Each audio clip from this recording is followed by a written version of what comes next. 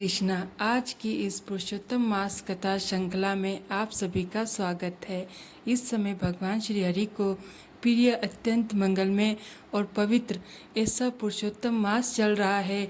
इसी मास के अंदर हम श्रवण कर रहे हैं भगवान श्री हरि का गुणगान करती हुई इस मास का महात्म्य दर्शाती हुई यह सुंदरिक पौराणिक कथा।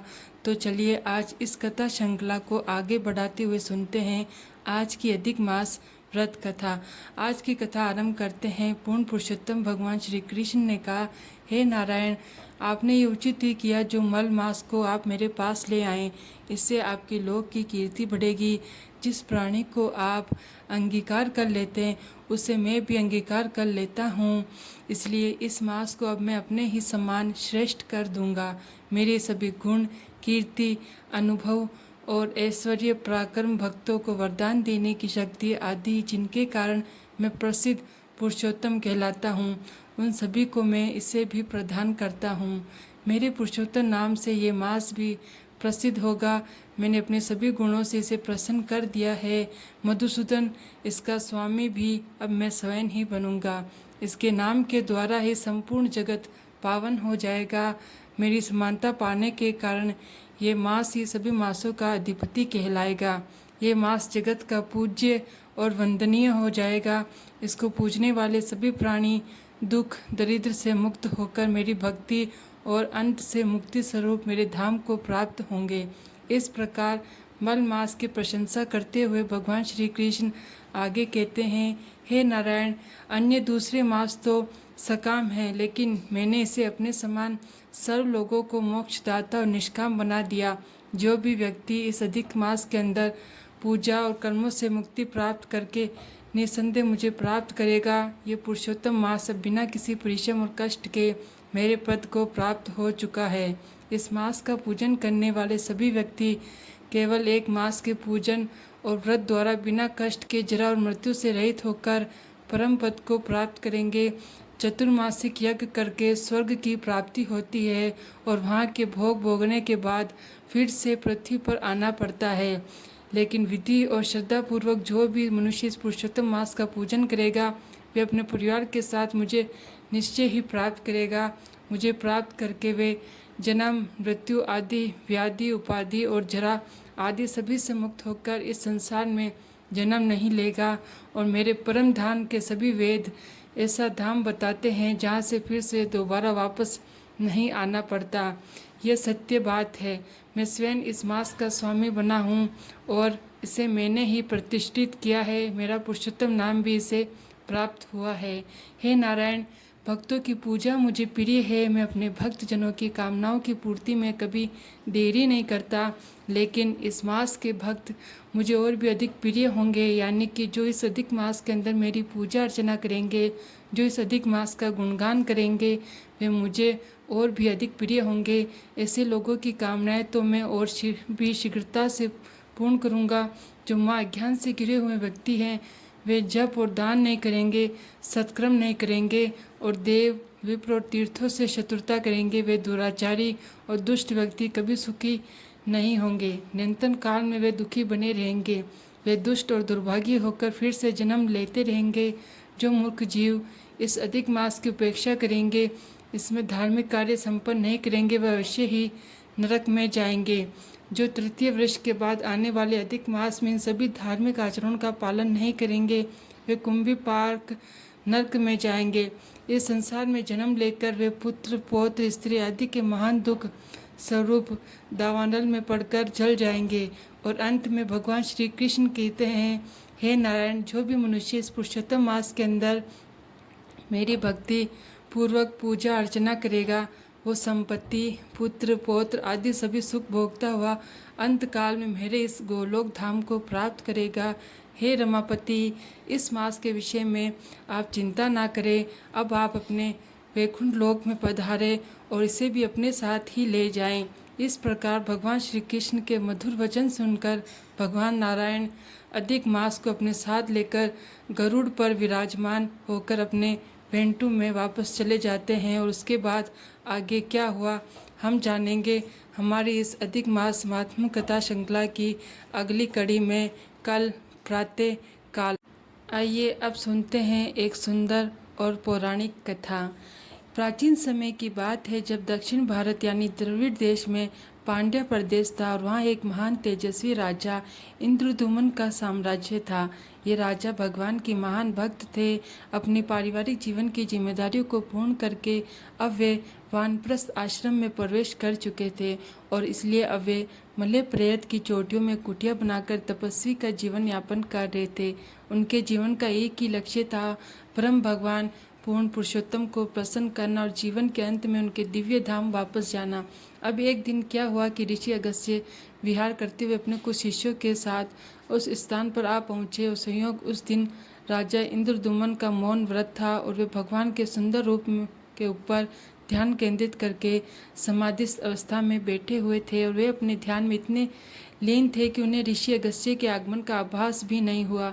लेकिन ऋषि को लगा कि राजा उनके आतिथ्य से बचने के लिए ऐसे समाधिस्थ होने का स्वांग रच रहे हैं। यही सोचकर ऋषि अगस्त्य अत्यंत क्रोधित हो गए। उन्होंने राजा को श्राप देते हुए कहा, तस्मम शाप मधा साधु अये दुरात्मा कृत बुद्ध विप्रात्मा तमिशम यथा गजस्त मति सब। इस घमंडी राजा ने एक ब्राह्मण का अपमान किया है, इसलिए इसमें नम्रता का कोई गुण नहीं है। इसके लिए हाथी का शरीर ही उपयुक्त होगा, क्योंकि हाथी भी इसी के समान जड़ बुद्धि और मौन रहता है। अब ये श्राप देकर ऋषि अगस्त्य तो वहाँ से चले गए, लेकिन एक भक्त होने के नाते राजा ने श्राप को भगवान की इच्छा समझकर विनम्रता से स्वीकार कर लिया और अगले जन्म में हाथियों के राजा गजेंद्र बने। और अब जानते हैं उनका निवास स्थान कहाँ था। चलिए अब हम आपको सुंदर रमणीय स्थान पर ले चलते हैं। स्वर्गीय लोकों में एक विशाल त्रिकुट पर्वत था। इस पर्वत की 3 चोटियां हैं और वे क्रमश लोहे, चांदी और सोने से बनी हुई हैं। यह पर्वत चारों तरफ से क्षीर सागर से घिरा हुआ है और क्षीर सागर की लहरें इस पर्वत की तलहटी पर आती जाती रहती है। इसलिए यहाँ प्रचुर मात्रा में मरकत, मणि और मोती पाए जाते हैं। इस पर्वत की एक घाटी में ऋतुमत नामक सुंदर उद्यान है, जहाँ स्वर्ग लोक से अनेक देवतागण और अप्सराएं विहार करने आते हैं। उद्यान के बीचों बीच एक सुंदर सरोवर है जो सुनहरे कमल पुष्पों से भरा हुआ है और इसी वन में हाथियों के राजा गजेंद्र अपने विशाल परिवार के साथ निवास करते थे। अब एक दिन मां शक्तिशाली गजेंद्र अपनी पत्नी और बच्चों के साथ उस सरोवर में स्नान करने के लिए जाने लगे। गजेंद्र की मतवाली चाल और उसके महाकाय शरीर से त्रिकुट पर्वत के चारों ओर की धरती कांप रही थी। वह पसीने से लथपथ था और उसके मुख में से मदिरा बाहर आ रही थी। प्यास से व्याकुल गजेंद्र ने जैसे ही सरोवर में प्रवेश किया तो उसकी सारी थकान दूर हो गई। अपने परिवार से आसक्त गजेंद्र सरोवर में पानी भरकर अपनी पत्नियों पर उछालने लगा और अपने बच्चों को स्नान करवाने लगा। उसी समय उस सरोवर में रहने वाला मगरमच्छ गजेंद्र के आगमन से थोड़ा उद्विग्न हो गया। जल के नीचे से तैरते हुए आकर उसने एक ही झपट से गजेंद्र का पैर पकड़ लिया। तो देखिए, गजेंद्र इतना शक्तिशाली था कि उसके पैरों से धरती कांप रही थी, लेकिन आज मगरमच्छ की पकड़ से वह स्वयं को नहीं छुड़ा पा रहा था। उसने बहुत प्रयास किया लेकिन विफल रहा। दोनों ही शक्तिशाली योद्धाओं के बीच में इस प्रकार 1000 वर्षों तक युद्ध चला।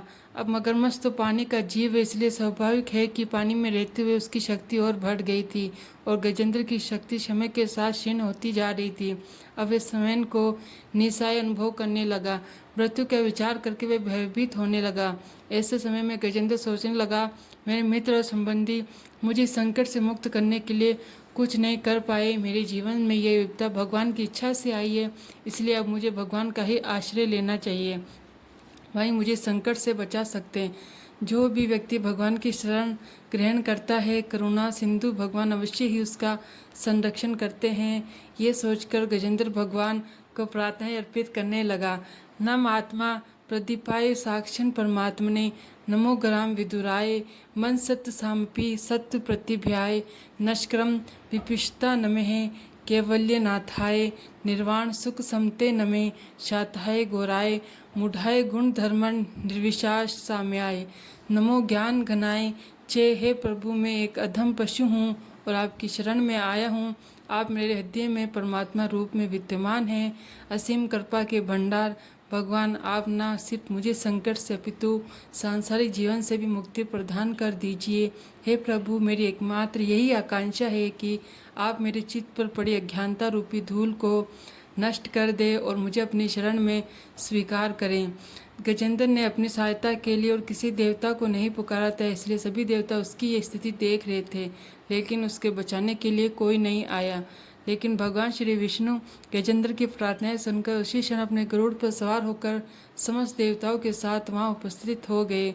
आकाश मार्ग से आते हुए भगवान को देखकर गजेंद्र अत्यंत प्रसन्न हो गया।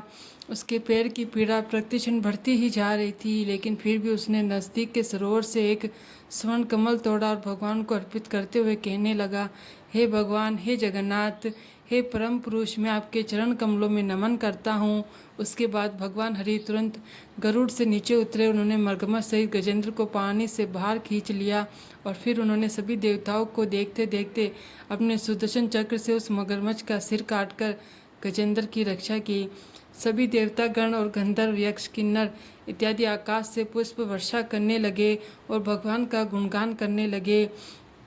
वे जो मगरमच्छ था वे भी वास्तव में एक गंधर्व था, जिसे देवल ऋषि द्वारा श्राप मिलने के कारण मगरमच्छ की योनि प्राप्त हुई थी। जब भगवान नारायण ने उसका सिर काटकर उसका उद्धार किया तो उसने अपना पूर्व शरीर वापस प्राप्त हो गया। उसने भगवान के प्रति अपनी कृतज्ञता व्यक्त करते हुए प्रार्थना की। भगवान की परिक्रमा करके उन्हें प्रणाम करके वे अपने गंधर्व लोक वापस चला गया। भगवान का स्पर्श पाते ही गजेंद्र समस्त भौतिक बंधनों से एवं तमोगुण से मुक्त हो गया। उसे भगवान की सारूप्य मुक्ति प्राप्त हुई और देवताओं की स्तुतियां स्वीकार करके भगवान हरि गरुड़ की पीठ पर विराजमान हुए और गजेंद्र को संबोधित करते हुए कहने लगे, हे गजेंद्र, तुम्हारी प्रार्थनाओं से मैं अत्यंत प्रसन्न हुआ। यदि मेरे भक्त प्रातः समय उठकर तुम्हारे द्वारा की गई इन प्रार्थनाओं को दोहराएंगे तो मैं उन्हें इस जीवन के पश्चात वैकुंठ में वास प्रदान करूँगा। इस प्रकार कहकर भगवान हरि ने अपना 5 जने शंख बजाए और अपने साथ गजेंद्र को लेकर वैकुंठ धाम वापस चले गए। तो ये 30 पुरुषोत्तम मास में सुनने योग्य गजेंद्र मोक्ष की कथा। अगर ये कथा आपको अच्छी लगी है तो आज यहाँ से एक संकल्प लेकर जाइए कि अगर सभी तक आपने इस चैनल को सब्सक्राइब नहीं किया तो अभी करेंगे, क्योंकि ऐसी कथाएं आपको शायद ही कहीं और मिल पाएगी। इस प्रकार परम भगवान श्री कृष्ण के सुंदर चरण कमलों पर ध्यान केंद्रित करते रहिए और उनका सदैव स्मरण करते रहिए और आपके अपने चैनल मंत्रा पूजा को सब्सक्राइब जरूर करें, शेयर करें और लाइक करें। हरे कृष्णा।